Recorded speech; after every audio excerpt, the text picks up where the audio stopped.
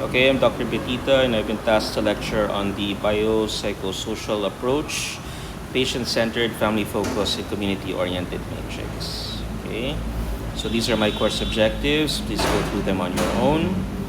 Okay, so introduction to the biopsychosocial model. This was developed by George Engel in the late 1970s. It integrates biological, psychological, and social factors affecting health. It moves beyond the traditional biomedical model, focusing solely on physical aspects, namely your pathological and physiological factors. It is based on your systems theory, wherein health is an interplay of multiple interacting dimensions, and this is particularly relevant to undifferentiated and complex patient presentations in family medicine.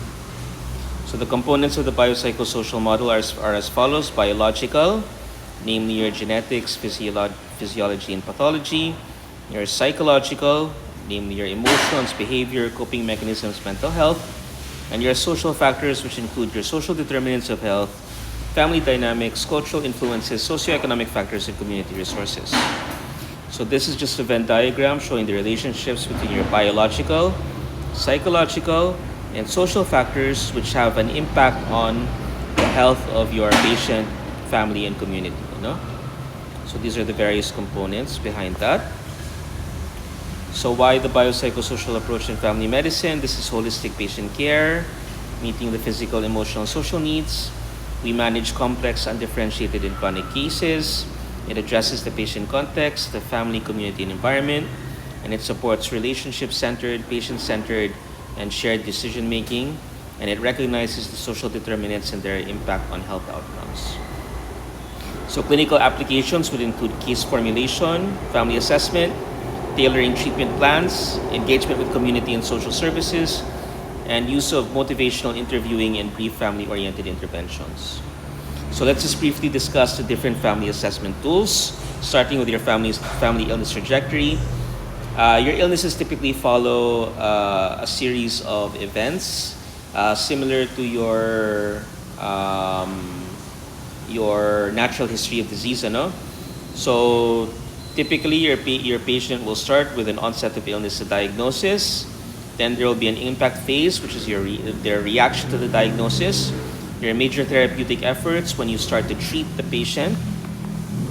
The recovery phase, early adjustment to the outcomes, and adjustment to permanency of the outcome. Your outcomes may be either disability,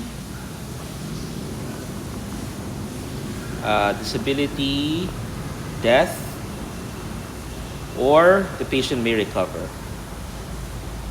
Okay. Family life cycle. Each of the stages in the family life cycle have their own problems, which the family must overcome. Okay, starting with a married couple without children, childbearing families, preschool children, school children, teenagers, young adults, middle-aged parents, empty nesting, and your retirement to death of both spouses. Okay, so kindly read up on that in your manual. Your APGAR measures the functionality of a particular family, and it assesses 5 factors, namely your adaptation, partnership, growth, affection, and resolve. Your APGAR is divided into 2 parts. The first part measures the 5 components, and your part 2 measures the relationships between individual members. Okay. This is just to show you your genogram, so please direct your attention to this particular box. That is a completed genogram. So genograms should contain at least 3 generations. The people living together must be encircled. And it must contain actually the different illnesses within the family. These are here we are just trying to show the different symbols, and you can expand a genogram to include an echo map, which will show the relationships between the various members. So in this example, Elvin has a strenuous relationship with Karim. This is your phases 3 test, which also shows the functionality of a family. Okay, and your screen assesses the different resources of a family. Okay, unlike APGAR and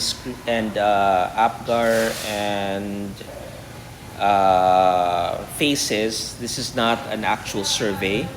The information derived for the screen is usually derived indirectly, or you ask about these things. But generally, you get these directly from observation.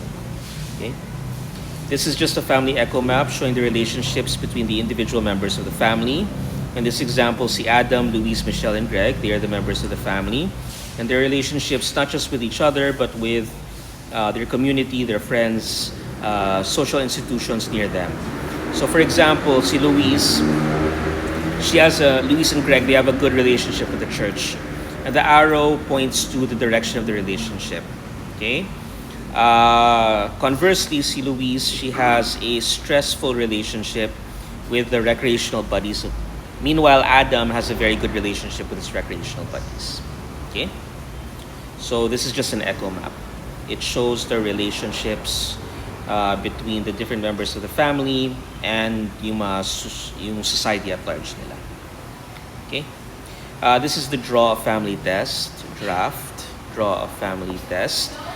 So you ask a patient to draw a family to the best of their ability, bawal ang stick figures. And then there's a coding book and you assess that family accordingly, you know? This is the family lifeline. So this is the lifeline for the three members of the family, the father, the mother, and the child. And take note that these are significant life events that lead to either the physical, the social, or the psychological problem. I know? So these are not just random life events that are being listed down, but these are life events that are significant in some way to the pathology of either the patient. So in this example, the father started drinking alcohol and gambling at age 14. Okay? And this was apparently a major stressor in his life. Okay. The PFC matrix is a practical toolkit for applying the PPS model in primary care. It is patient-centered, family-focused, and community-oriented. And it enhances holistic care and navigation to supports beyond the clinic. Okay. So now this is what the matrix looks like, and this is a brief explanation of the components of the matrix. Please read on your own time. So by way of example, a clinical case, Mr. R is a 55-year-old male who is a newly diagnosed case of type 2 diabetes, currently asymptomatic, and came in for initial management and counseling. So this particular patient, see Mr. R, he's a newly diagnosed type 2 diabetic with hyperglycemia. May anxiety siya about the new diagnosis, struggles with diet adherence to a preference for Filipino food, and limited knowledge of diabetes self-care. Sa level ng family, he lives with his spouse and adult children. The spouse is supportive but has her own health issues, and the family is not fully aware of the diabetes healthcare needs. Family eats are culturally Filipino, so that means high in carbs and salt, and there are family stresses regarding the finances. For the community-oriented part, they come from a low socioeconomic background with limited access to affordable, healthy food, and the community health center has diabetes education, and their social networks include the church and the barangay. Barriers include transportation, which is a little bit expensive, and poor health literacy, and my regular inuman siya with the barkada. So understanding these patient-centered, family-focused, and community-oriented problems, how will you deal with this particular patient's diabetes? So knowing all of this, how can you deal with these problems in order to maximize the care for this particular patient? Sige, I'll leave it up to you to think about that. So the biobehavioral family model highlights. So this emphasizes family relational processes impacting illness via psychobiological pathways. So this is very similar to the PFC matrix. It frames family support versus strain as crucial modifiers of health. So when we talk about strain, these are stressors on the family. Because remember, if a patient is ill, this is putting a strain not just on the patient himself, but also on his family and potentially also on the community as well. And it enhances recognition of psychosocial factors in illness and clinical decision making. So this is the PPPS schema. Ano? So we have patient and psychobiological mechanisms, which is contributing to the emotional climate of the family and vice versa. So these are having an effect on each other, not just the patient, but also the parent-child relationship and the family as a whole. Okay? So, all right. Benefits and outcomes would include improved patient satisfaction, better management of chronic illness, reduced fragmentation of care, and enhanced competency in holistic patient care. So challenges and considerations, obviously there are time constraints in busy clinics kasi it takes time to apply the different family assessment tools. There's need for multidisciplinary collaboration. We need to balance biomedical urgency with psychosocial complexity. So oftentimes, the more complex the medical diagnosis, the more complex din yung psychosocial issues nila. Okay? And ensuring cultural competence and sensitivity and ongoing training and institutional support. So oftentimes when there are psychosocial complexities, these are highly advanced and they are highly contributory to the illness. And therefore, we have to address this also. Okay? And summary and take-home message, the PPS approach broadens understanding of patient illness beyond biology.